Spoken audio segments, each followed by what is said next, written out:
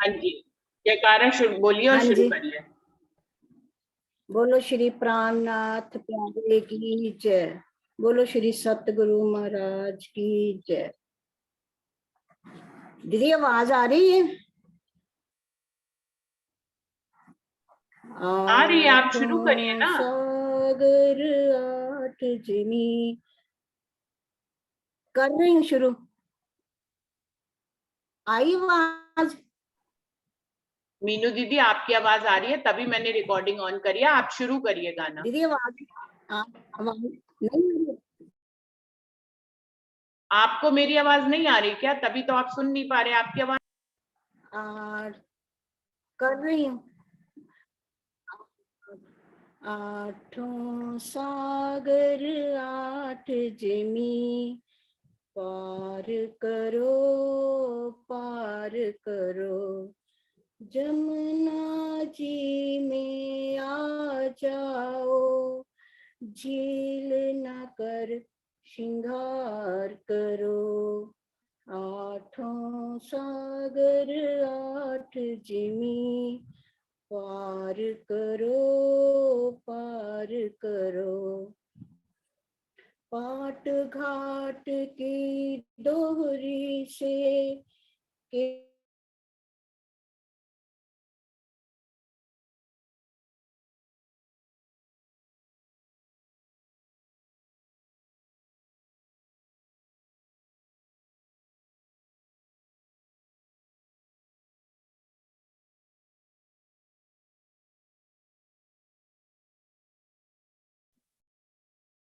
चांदनी चौक की शोभा देखी, लाल हरा वृक्ष निहार लिया, सो सीढ़ियां चढ़ करके धाम दरवाजा पार करो, सो सीढ़ियां चढ़ करके धाम दरवाजा पार करो। आठों सागर आठ जिमी, पार करो पार करो।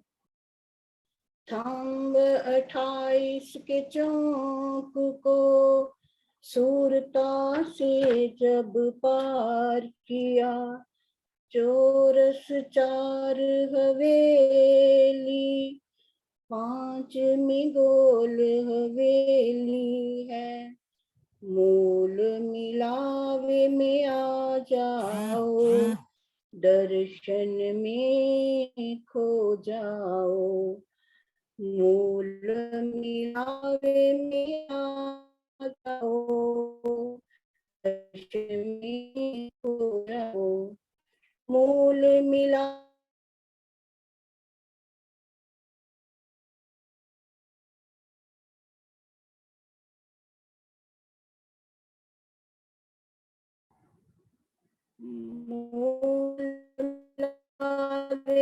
की शोभा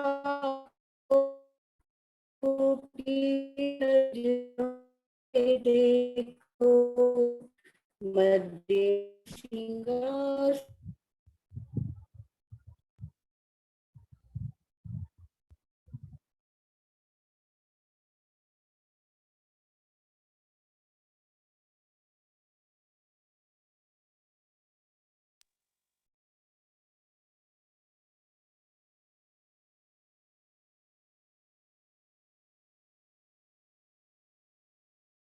पार करो। आठों सागर आठ जिमी, पार करो पार करो। बोलो श्री प्राणनाथ प्यारे की जय। सतगुरु महाराज की जय। प्रणाम जी। प्रणाम जी, प्रणाम जी।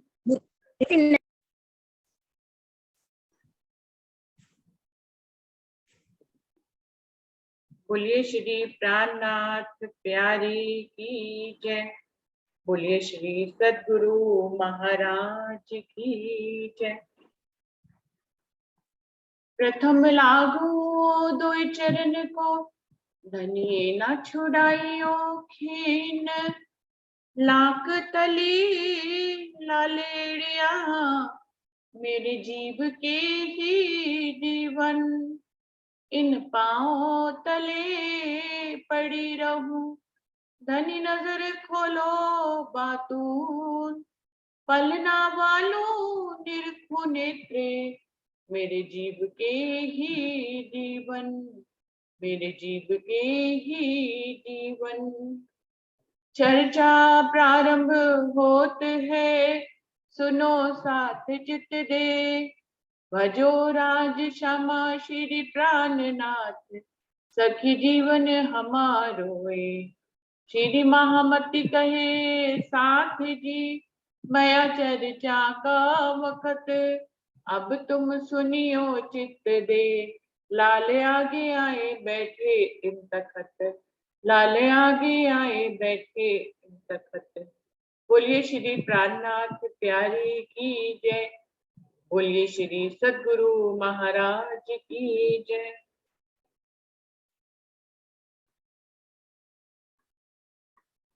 सुंदर साथ जी, बीतक साहब वाणी की अष्टपैर की सेवा पूजा का ये 8वां पहर चल रहा है, यानी कि 71 प्रकरण शुरू हो गया है, जिसकी 14 चौपाई हो गई थी। तो सुंदर साथ जी, ये 8वां पहर कौन सा पहर हुआ? 3 से 6 का। सुबह 3 से 6 का ये समय है, जबकि शिवजी साहिब जी अपने पलंग पर विश्राम के लिए पहुंच जाते हैं, और सुंदर साथ जो है अलग अलग समूहों में बैठकर उनकी चर्चा की अर्चा करता है और विरत भी करते जाते हैं, 25 पक्षों का वर्णन भी करते चले जाते हैं। शिवजी साहिब जी के सामने गाने वाले अपनी वाद्यों में गाते रहते हैं, शिवजी साहिब जी इधर भी सुनते हैं और उधर 25 पक्षों का वर्णन भी सुनते हैं। तो इस वाणी का महत्व तो सुंदर साथ जी बता रहे हैं कि कैसे ये वाणी इस ब्रह्मांड में आई है, ब्रह्म सृष्टियों के कारण आई है, जबकि इस ब्रह्मांड में इस वाणी के बारे में पहले अखंड अक्षरातीत पूर्ण पारब्रह्म के बारे में ना पहले किसी को पता था, ना कोई उसके बारे में जानता था। तो ये वाणी ब्रह्म सृष्टियों के खातिर इस दुनिया में उतरी है, और इस वाणी में क्या क्या इस वाणी की शफकत है, क्या क्या इस वाणी की बरकत है, वो इस प्रकरण में बखूबी बताया है लालदास जी ने, कि इस वाणी के चिंतन मनन मंथन आत्मसात करने से रूह अपने आत्मिक स्तर में कहां कहां पहुंच सकती है, ये इस 8वें पहर में बहुत उत्तम ढंग से लालदास जी ने बताया है। जो अक्षर को सुध नहीं सो त्रिगुण पास किए होए, सो सब इन वाणी में सुपने नजर पहुंची सोए। वो कह रहे हैं परमधाम के अंदर रहने वाले अक्षर ब्रह्म को भी जिस लीला के बारे में, परमात्मा और उनकी सखियों की लीला के बारे में वर्णन कि क्या लीला होती है उसके बारे में उसे सुध नहीं थी। तो सोचने वाली बात है कि अक्षर ब्रह्म से जो अनेकों अनेकों ब्रह्मांड के कई कई ब्रह्मा विष्णु महेश बनते हैं, उनको इसकी सुध क्या होगी। सो सब इस वाणी में जो बात अक्षर ब्रह्म को परमधाम में रह के भी नहीं मालूम थी, वो सारी लीला जो है इस वाणी में आई है। सो सब इन वाणी में, इस वाणी में सारी परमधाम की राजी श्यामा जी और रूहों के बीच में जो वाहिदत की लीला होती है, जो प्रेम की लीला होती है, वो इस वाणी में पहुंची है। सुपने नजर पहुंची सोए, आज सुपने के जीव भी उस लीला को जान गए हैं। नजर नाबूद जीव की सो सुपने में रल जाए, नींद उड़े उड़त है सुख ना रहने पाए। वो कह रहे हैं जो आदि नारायण के जीव है, जिसको जीव सृष्टि कहते हैं, उसकी नजर तो इस ब्रह्मांड में ही रहती है हमेशा से। सपने के जीव है तो सपने में ही रहते हैं, नींद उड़े उड़त है, और जब आदि नारायण जो है अपने मूल स्वरूप में जहां से उनकी उत्पत्ति होती है वहां समा जाते हैं, इसको कहना चाहिए कि नींद उड़े। जब नींद उड़ती है, सपना खत्म होता है, सुत न रहने पाए, उस जीव सृष्टि को पता नहीं लगता वो कहां से उत्पन्न हुआ और कहां पे वो समा गया। तिन नाबूद की नजर बीज अखंड पहुंचे, अक्षर ठोर स्वरूप की इन वाणी से देखे। वो जीव जो कि सपने के ब्रह्मांड में ही नजर खोलता है और यहीं पे अपनी नजर को बंद कर लेता है, उस जीव की भी नजर बीच अखंड पहुंचे, उस जीव की भी नजर अखंड परमधाम में पहुंच जाती है इस वाणी की बरकत से। जो इस वाणी को आत्मसात करता है, जो धनी की लीलाओं को आत्मसात करता है, जो 25 पक्षों को चर्चनी और चितवनी को आत्मसात करता है और फिर धनी की चितवनी करता है, तो चाहे उसके ऊपर आत्म की नजर हो, आत्म तो वहां की पहले से ही है, लेकिन जिस जीव के ऊपर बैठी होती है उस जीव की नजर भी आत्म, उसके ऊपर आत्म की श्रेष्ठ चीज की नजर उसके ऊपर है, तो उसकी संगत करके जीव की नजर भी अखंड परम धाम में पहुंच जाती है। अक्षर ठोर स्वरूप की इन वाणी से देखे, वो सभी ठिकानों को इस वाणी के माध्यम से देख लेता है, अक्षर के ठिकाने को भी देख लेता है, अक्षर के स्वरूप को भी देख लेता है। इन वाणी से देखे, इस वाणी के माध्यम से, ज्ञान के माध्यम से जीव सब कुछ देख लेता है। सुंदर साथ जी, बिल्कुल वैसे ही जैसे हमारे जीव को अभी जो है काल माया, 14 लोगों की ब्रह्मांड से, काल माया से लेके अखंड परमधाम सबका ज्ञान है, तो निश्चित ही हमारे जीव को भी तो वो ज्ञान है। आत्म के संग से जितना जितना आत्म की नजर पड़ने के कारण जीव जो है इस वाणी को आत्मसात करता चला जाता है। कभी कभी ऐसे प्रश्न आते हैं या ऐसे ऐसे सुंदर साथ के मन में भाव आते हैं कि हमारे ऊपर आत्म की नजर पड़ी हुई है और आत्म के अंदर परमधाम और राज्य का स्वरूप और श्रृंगार सब पहले से ही विराजमान है परात्म के माध्यम से, तो फिर जीव उस धनी के स्वरूप और श्रृंगार को क्यों नहीं देख पाता है, उसको जो है वो, उसको क्यों लगता है कि वो उनका दर्शन उसने नहीं किया।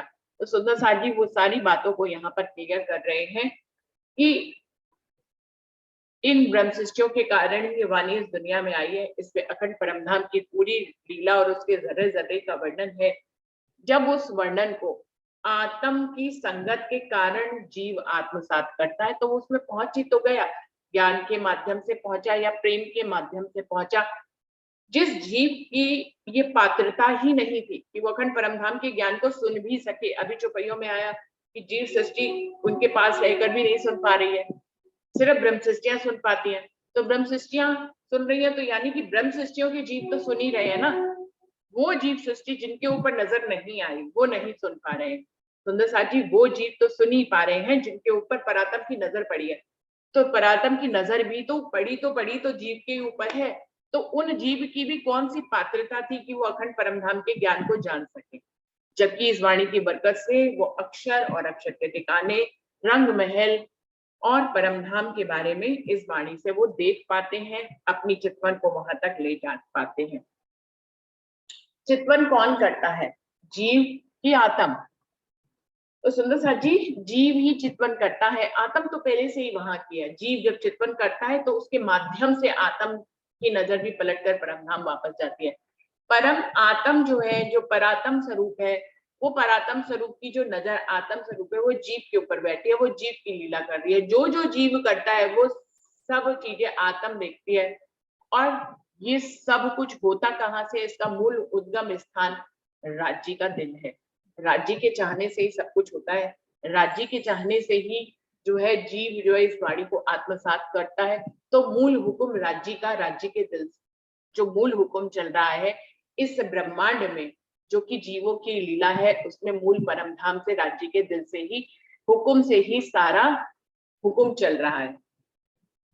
अब जब वहीं से ही हुक्म चल रहा है तो जीव जो वाणी को आत्मसात करता है, उसकी चितवनी करता है, उसकी वायदत को समझता है, निस्बत को समझता है, आठों सागरों को समझता है, फिर ये जानकर चितवन करता है, तो ये सब कुछ जीव करता है। आत्म तो सिर्फ जीव को दृष्टा बनकर देख रही है, उसका खेल में सिर्फ देखने का ही रोल है। और जब जीव माया में निमग्न रहता है तो आत्म भी माया को देख रही होती है। जब जीव जो है वाणी को आत्मसात करके धनी को देखने लग जाता है तो आत्म भी पलटकर धनी को देखने लग जाती है। तो आत्म करता नहीं है यहाँ पर, वो सिर्फ दृष्टा है, वो जीव के ऊपर उसकी नजर पड़ी हुई है। जीव जिस जिस तरफ जाता है आत्म की वो नजर भी उस तरफ जाती है। तो जितना हम माया में निमग्न रहेगा हमारा जीव, उतना जीव आत्म जो है माया को देखेगी, और जितना हम राज्य की तरफ अपने जीव को लगाएंगे उतना ही आत्म फिर से राज्य और परमधाम की तरफ अपनी नजर को देख पाएगी। तो इस तरह से यहाँ पर ये चलता है, लेकिन जीव के ऊपर भी सारा हुक्म धनी के दिल से ही चलता है। जहां जबराइल रहा चल सत्या न आगे, इन बानी की बरकतें जमुना सातों घाट पहुंचे। वो कह रहे हैं सत स्वरूप में रहने वाला अक्षर का जोश का फरिश्ता जबराइल भी उस परमधाम में प्रवेश नहीं कर पाया। जिसके पास इतनी शक्ति है कि वो या परमधाम की रूहों की वकालत करता है, उनको माया में जाने से रोकता है, उस जब्राइल की ताकत का तो क्या ही बयान करना। इस जब्राइल की ताकत से मोहम्मद जो है चढ़ गए, जोश के माध्यम से वो काल माया के ब्रह्मांड और योग माया के ब्रह्मांड को पार कर पाए। वो जब्राइल भी परम धाम नहीं जा सका। इन बानी की बरकतें यमुना सातों घाट पहुंचे, लेकिन एक साधारण जीव जिसके ऊपर परात्म की नजर पड़ गई, आत्म की नजर पड़ गई, वो इस वाणी की बरकत से उसने इस वाणी को आत्मसात किया। इसकी बरकत से वो जहां जब्राइल नहीं जा पाया, उसके भी आगे सातों घाटों में उसकी नजर पहुंच जाती है। जीव जो है सातों घाटों में भ्रमण करता है, वहां झीलना करता है, धनी की लीलाओं को देखता है चितवन के माध्यम से। वो सब कुछ किससे होता है? इस वाणी की बरकत से ही होता है। आगे रसूल तखत पर रफ रफ के बैठे, जोए उलंग आगे चले, देखा धाम ठौर जेठे।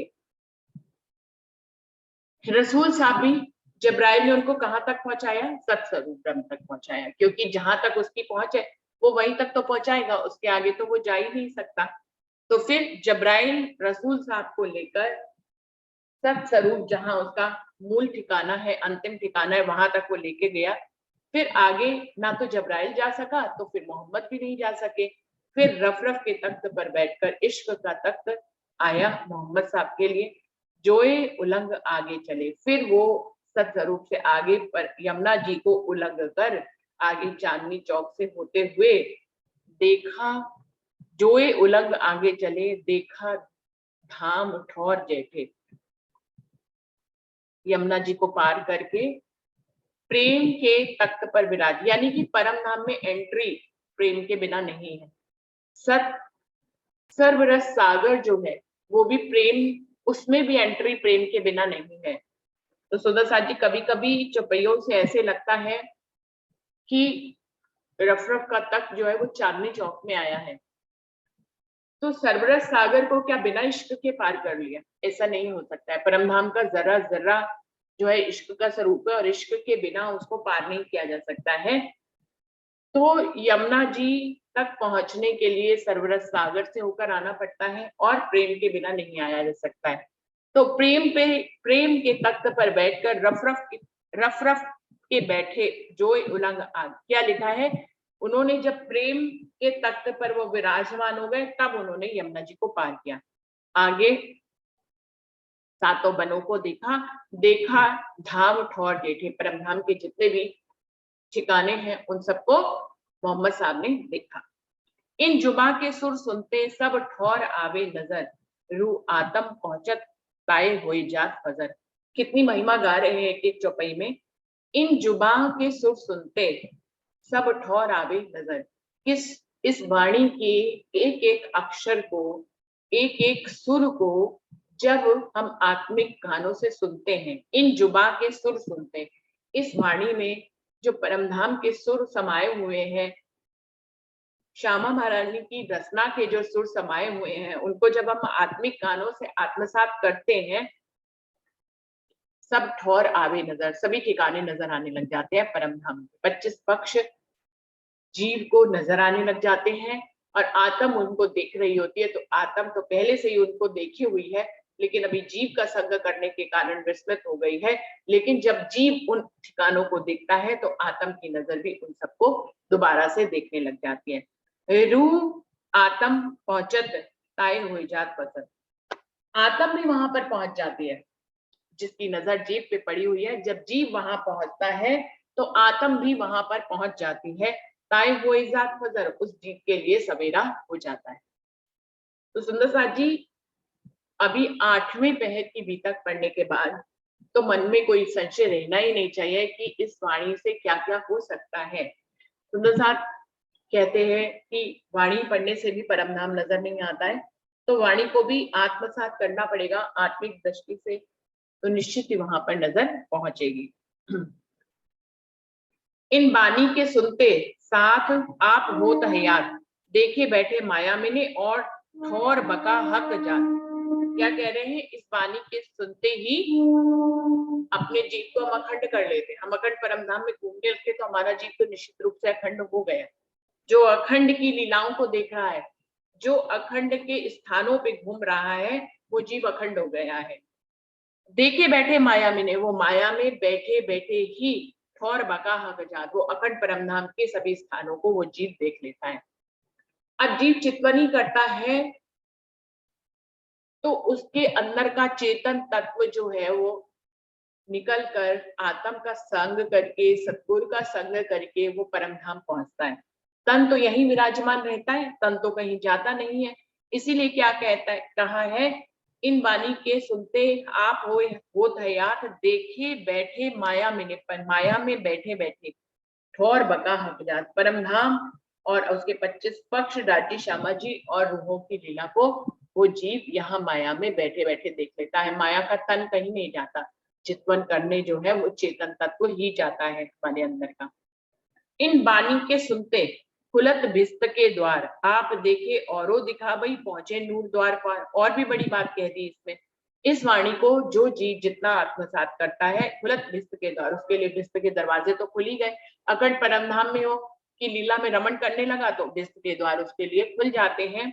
आप देखे औरों दिखा भाई, और ऊपर से उसके अंदर परमधाम का इतना बल आता है कि वो खुद तो परमधाम को यहाँ माया में बैठे बैठे देखता है, वो औरों को भी दिखाने की राह पर ले जाता है। पहुंचे नूर द्वार पर, अक्षर के दरबार के आगे तक उसकी नजर पहुंच जाती है और वो खुद भी वहां पहुंचता है और औरों को पहुंचाने की क्षमता भी रखता है। तो सुंदर साथ जी, ये औरों को पहुंचाने की क्षमता से क्या तात्पर्य है? जितने भी परमहंस हुए हैं, अगर हम इंद्रावती जी को ही लें, उनका उदाहरण, बाकी आगे के परमहंसों को तो हम ले ही लेंगे। पहले इंद्रावती जी के अंदर महराज ठाकुर का जीव है, जिनके अंदर इंद्रावती की आत्मा आई और फिर राज्य उनके धाम हृदय में विराजमान हुए। तो उस जीव ने अखंड परमधाम की पूरी वाणी को वो यहाँ जीव के मुखारबिंद से यहाँ पर उतारा गया, चाहे वो रचना श्यामा जी की है, लेकिन यहाँ पर जीव का ही मुख इस्तेमाल किया गया। इसके सुनते ही उस जीव ने में इतनी धनी की बैठक होने से उस जीव के अंदर इतना बल आया, पांचों शक्तियां आई कि उन्होंने अपने संरक्षण में रहते हुए हजारों सुंदर सात को परमधाम दिखाया। तो महराज ठाकुर, अभी यहाँ पे बात हो रही है कि जीव की बात हो रही है कि उसके लिए भिस्त के द्वार खुल जाते हैं, वो खुद देख लेता है और औरों को भी दिखा पाता है। तो ये अभी महराज ठाकुर की जीव की बात करेंगे कि उन्होंने स्वयं तो अखंड परमधाम देखा, उसकी चितवनी करी, उसका उसमें भ्रमण किया और फिर उन्होंने औरों को भी, हजारों लोगों को अपनी शफकत बरकत से परमधाम दिखाया। ऐसे ही जितने परमहंस होते हैं वो सब जो है उनके अंदर इतनी धनी शफकत बरकत, वो अपनी मेहनत से, अपनी कसनी से, अपने समर्पण से, अपनी रहनी से इस अवस्था को वो जीव प्राप्त होता है कि वो खुद तो देखते हैं, औरों को भी दिखाते हैं। तो सुंदर साथ जी, औरों को दिखाने के तात्पर्य परमहंसों के रूप में आता ही है कि हम लोगों ने कितनी ही बीतकें पढ़ी है, महाराज जी की बीतक पढ़ी है और भी परमहंसों की बीतक पढ़ी है, तो उन सब में ही आता है कि वो उन परमहंसों के जो जीव थे वो अपने समर्पण, अपनी रहनी और अपनी करनी से इतनी शफकत बरकत उनके अंदर आई, धनी उनके अंदर विराजमान हो गए, और जिसके अंदर धनी विराजमान हो जाएंगे, जिनके धाम हृदय में, वो जीव, उस आत्म की नजर जिस जीव पे पड़ी हुई होगी, वो जीव भी राज्य में हो जाता है और वो खुद तो देखता ही है, वो औरों को भी दिखा पाता है। तो सुंदर साथ जी यही बात यहाँ पे कह रहे हैं, आप देखे औरों दिखावे, पहुंचे नूर द्वार पार, और अखंड परमधाम में अक्षर के आगे भी उनकी नजर पहुंच जाती है। इन बानी की बरकतें कछु न रहवे सक, रोहे राजी रहे रात दिन, जाए बैठे कतबों हक। इस वाणी की बरकत से संशय रहते ही नहीं है। इंद्रावती की जीव को एक संशय जरूर था कि परमधाम में लक्ष्मी जी का गुजरान कैसे होता है। पूरे परमधाम के बारे में जान गए, लक्ष्मी जी के बारे में कोई चौपाई ही नहीं थी, लक्ष्मी जी का ज्यादा वर्णन ही नहीं किया गया था। अक्षर ब्रह्म का भी वर्णन है कि वो राज्य का ही सत्ता का अंग है, स्वरूप एक है, लीला दो है।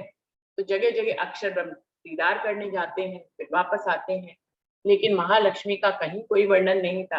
तो इंद्रावती जी के दिल में महालक्ष्मी जी को लेकर एक संशय पैदा हुआ कि कि अक्षर ब्रह्म तो बाल स्वरूप है, महालक्ष्मी का गुजरान कैसे होता है। तो वाणी के सागर की चौपाइयों में आता है कि उनके इस संशय को धनी रहने नहीं देना चाहते थे। जब जीव ने संशय ही किया सब परम नाम को जानकर, तो उनके इस संशय को भी दूर किया। अभी भी तारतम वाणी में लक्ष्मी जी की सिर्फ वही 2 चौपाइयां हैं और कहीं उनका वर्णन नहीं आता है। हाँ, अखंड परम धाम में 5 स्वरूप विद्यमान है, उसमें लक्ष्मी जी का नाम बराबर आता है। राजी, श्यामा जी, सत्या, अक्षर ब्रह्म और महालक्ष्मी, ये पांचों एक ही स्वरूप है, ऐसा बार बार वर्णन आता है। लेकिन लक्ष्मी जी की किसी भी लीला का वर्णन नहीं आता है।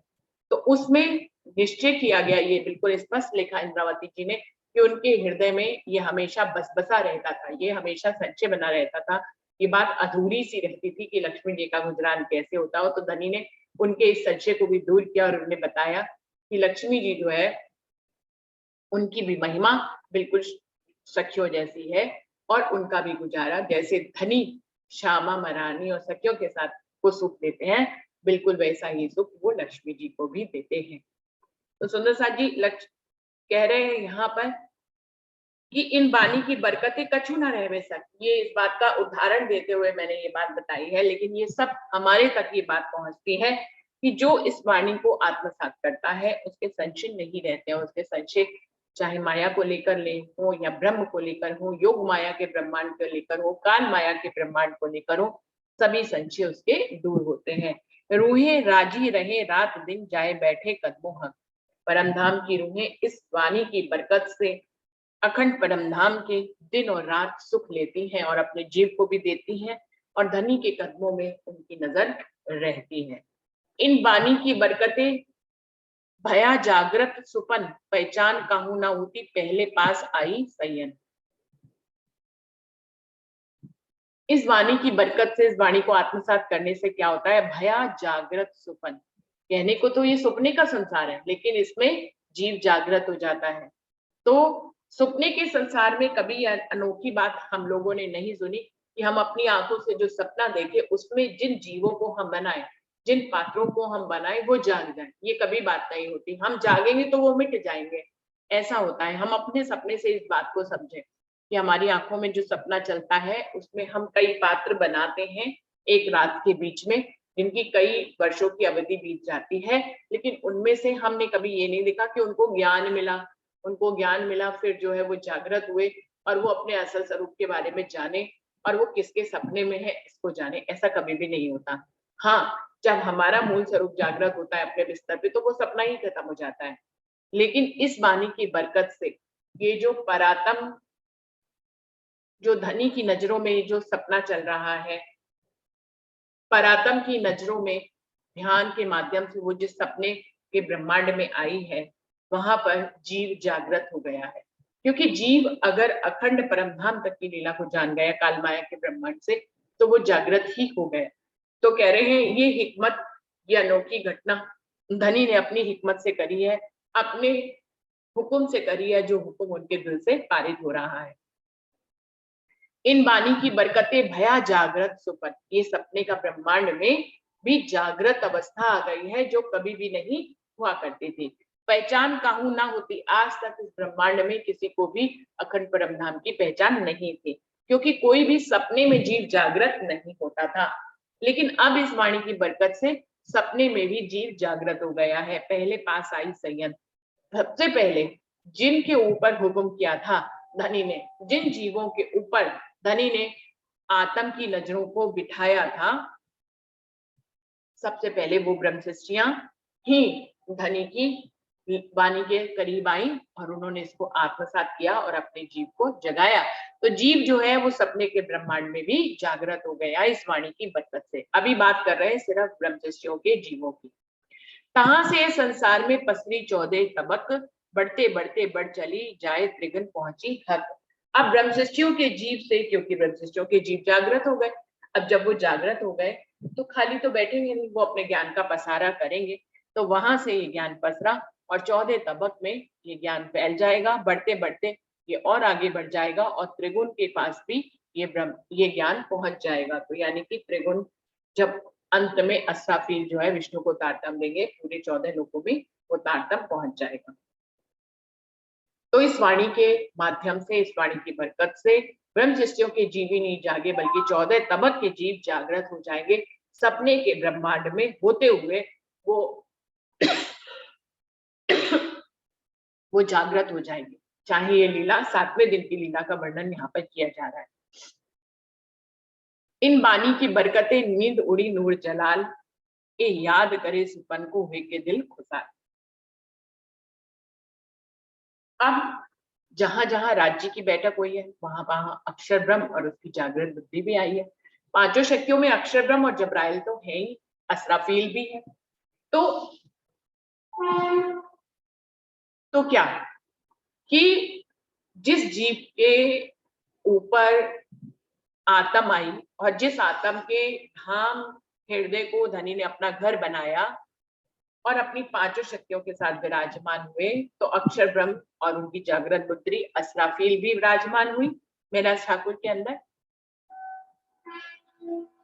तो इस वाणी की बरकतें, जब इस वाणी को उतराया गया, इस वाणी को उतारने के बाद फिर चंद्रवती की आत्म ने या मेरा ठाकुर के जीव ने इसको आत्मसात किया, तो नींद उड़ी नूर जलाल की, नूर जलाल अक्षर ब्रह्म की भी इस वाणी से जागृत हो जाएंगे। वो अपने मूल पर परात्म स्वरूप में जागृत हो जाएंगे और फिर वो इस सुपने को याद करेंगे। होए के दिल खुशाल, दिल में खुशाल होकर ब्रह्मवाणी जो उन्होंने मांग करी थी उस लीलाओं को, वो इस काल माया में होने वाली उन लीलाओं को याद करेंगे दिल में खुश होकर। और जब याद करेंगे, याद करे वाणी को, तब उठे आठों भिस्ते, तो आठों भिस्ते उनके अखंड हो जाएंगे। इन वाणी की बरकतें धाम अंदर पाई। इस प्रकार से इस वाणी की बरकत से परम धाम के अंदर की सारी बातें इस दुनिया में आ गई हैं। तो सुंदर साथ जी पहले भी तो ये हो चुका है, इसका तो उदाहरण पहले भी दिया है कि जब ब्रज और रास में धनी आए थे तो रास लीला खेलते खेलते जब अक्षर और सखियों की आत्म भूल गई कि वो कहाँ आई हैं, किसके साथ लीला करी है, तो धनी ने अपनी जोश को खींचा, अपने आवेश को, और जैसे ही आवेश को खींचा तो सखियों को राज्य दिखना बंद हो गए और अक्षर ब्रह्म अपनी मूल परात्म में जागृत हो गए। और उन्होंने जागृत होकर जब वो चौकन्ने हुए कि मैं कहाँ खेल रहा था, तब उनको पता लगा वो तो अपनी ही केवल ब्रह्म वाली बुद्धि में ही धनी के विलास की लीला को देख रहे थे। बुद्धि में विलास हुआ और अखंड चित्त में हुआ।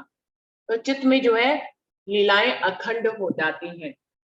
इसीलिए हमारे अंदर भी जो जीव होता है जिसके 4 अंग कहे गए हैं, मन चित्त बुद्धि अहंकार, उसमें जो मन होता है वो विचारों को उत्पन्न और फना करता है और चित्त जो है वो उसको विजुलाइज करके अपने दिल में अखंड कर लेता है। ऐसा भी कहा जाता है, जो और लोगों के शास्त्र और उनकी वाणियों को सुनिए तो वो चित्त की ऐसी परिभाषा देते हैं कि चित्त में पुराने जन्मों